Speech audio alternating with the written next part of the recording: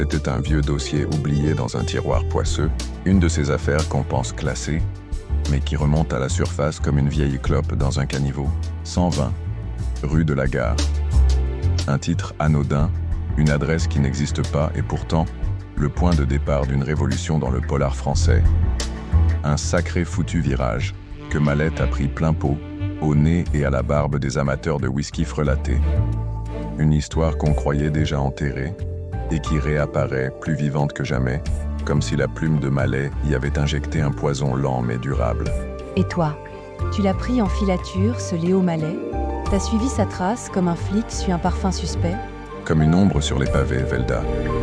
Laisse-moi t'emmener dans les ruelles de la littérature noire hexagonale. C'est pas du tourisme, c'est une reconstitution à la loupe, une plongée dans la genèse du polar à la française, celui qui respire le tabac froid et les illusions perdues. Un genre qui s'est taillé une place dans le brouillard des lettres, avec un tranche, une plume et un paquet de regrets à la boutonnière. Repérage sur les lieux du crime littéraire. Décembre 1942 ou 1943, selon les sources, Paris étouffe sous la botte allemande. Les romans anglo-saxons sont interdits. Et un ex-surréaliste du Midi décide d'allumer une clope dans cette nuit sans lune. Léo Mallet dégaine 120 rue de la Gare et accouche d'un certain Nestor Burma. Un privé qui sent le tabac gris, qui jure comme un charretier, râle comme un client mal servi, et vous balance une citation de Baudelaire entre deux bourre-pifs. Une vraie gifle littéraire. C'est pas un polar propre sur lui, c'est un roman qui a les ongles noirs de la terreur de l'époque, de la faim, et de cette tristesse poisseuse qu'on appelait la débrouille. Charmant garçon. Tu l'aurais engagé à l'agence, celui-là? Il a le profil, ou c'est juste un poseur en gabardine? Il aurait fait sauter la machine à café dès le lundi matin, mais ouais. Burma, c'est la France qui n'en peut plus d'attendre que la pluie passe. Un privé qui marche à côté des clous, mais toujours droit dans ses bottes. Il n'a pas la classe de James Bond, ni le flegme de Maigret. Il a autre chose. Une humanité râpeuse, une mémoire trop pleine, et un cœur trop cabossé pour faire semblant. Ce qu'il a surtout, c'est un nez pour les drames. Les vrais. Ceux qui puent le quotidien et la peur du lendemain. Le bouquin, c'est l'acte de naissance du polar à la française. Plus question de lorgner du côté des tweets british ou des flics américains en trench coat bien repassés. On est chez nous, avec nos bistrots étriqués, notre métro bondé, nos illusions à peine recyclées. Et surtout notre langue, cette belle garce qui dit tout et son contraire dans la même phrase. Une langue qui cogne comme une canne de voyou, mais qui sait aussi danser quand elle veut attendrir. Filature, la planque de Mallet. Mallet, il n'a pas toujours eu un flingue dans la plume. C'était un poète, un vrai. Élevé au jus de Jaurès et au verre de Hugo, le genre de gars qui rêvait en alexandrin et vivait dans des garnis mal chauffés, puis les temps ont tourné vinaigre. Et le bonhomme a troqué la métaphore pour le calibre 38 du polar. Il s'essaye à l'américain sous pseudonyme, joue au caméléon littéraire, avant de sortir 120 rue de la Gare sous son vrai blaze. Et là, il balance tout. Sa rage, son style, ses rêves définitivement foutus. Il met sa vie sur la table, avec les miettes, la bouteille vide et le cendrier plein. Un cocktail à la fois amer et réaliste, mêlant l'idéalisme fracassé des années 30 et le fatalisme collant de l'occupation. Il s'est pas planté de voix en tout cas. Ce Burma, c'est un sac à malice ou à emmerde, ça dépend des jours.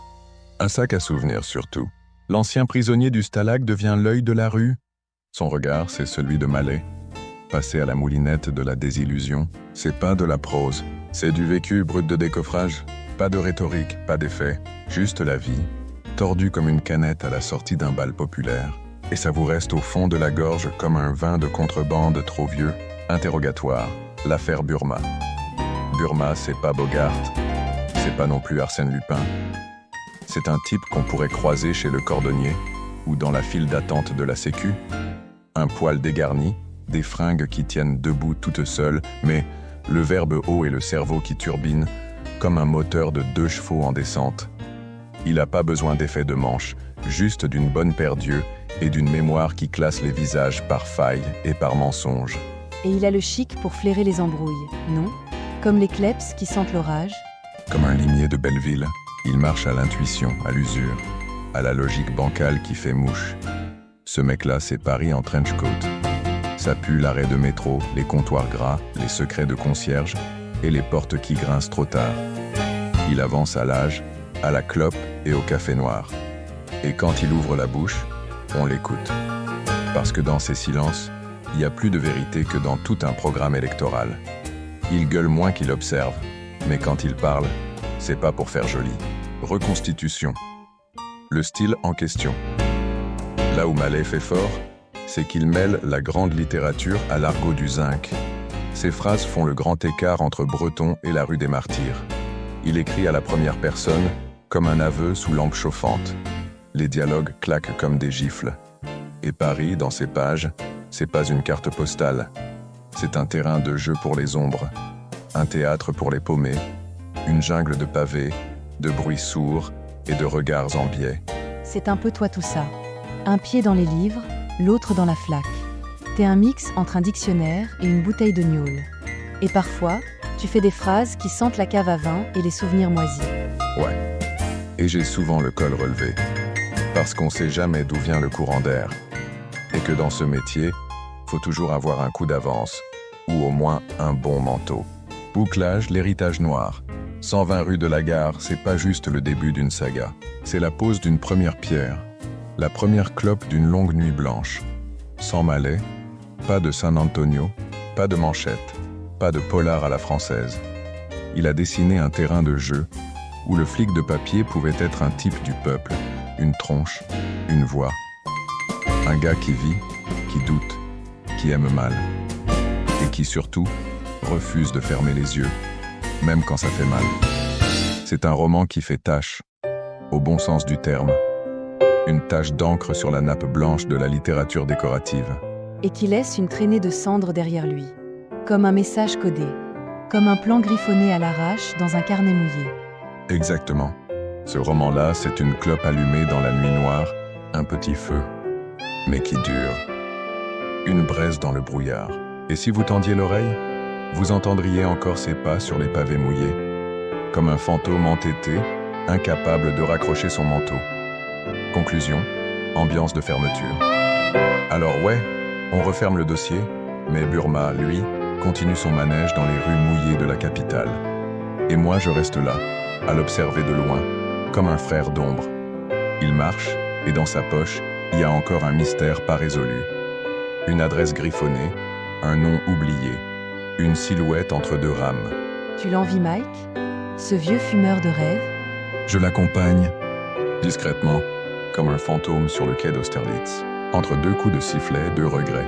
Et tant qu'il marchera, moi, je continuerai à prendre des notes. C'était Mike Rétro, pour Chronique Noire.